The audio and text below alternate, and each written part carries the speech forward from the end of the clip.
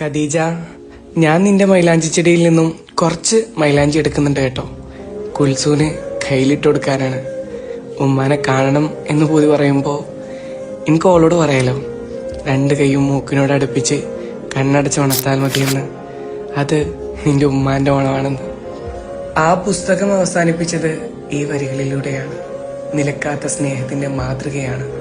സ്നേഹിക്കാൻ മാത്രം അറിയുന്ന അബൂക്കയും സ്നേഹിക്കപ്പെടുന്നതറിയാതെ മറ്റൊരാളുടെ ഭാര്യയായി ജീവിച്ച ഖദീജയും സ്വന്തം ഭർത്താവിനെ മനസ്സറിഞ്ഞ് മനസ്സിലാക്കിയ ആയിഷയും എന്തിനും ഏതിനും കൂടുനിന്ന മജീദ്ക്കയും കഥയുടെ മാറ്റുകൂട്ടുമ്പോൾ ജീവിതമാണ് പരസ്പരം മനസ്സിലാക്കി ജീവിച്ചാൽ മരിച്ചാലും മറക്കാനാകില്ലെന്ന് ഓർമ്മപ്പെടുത്തുന്ന ഒരു ജീവിതം. സത്യമെന്ന് തോന്നിയ ചില വരികൾ. സ്വർഗത്തിലും ഖദീജയെ വേണമെന്ന് ഞാൻ പടച്ചവനോട് പ്രാർത്ഥിക്കാറുണ്ട്. ഇപ്പോൾ ഞാൻ പടച്ചവനോട് സ്തുതിക്കുന്നു, നമ്മളെ ചേർക്കാത്തതിൽ.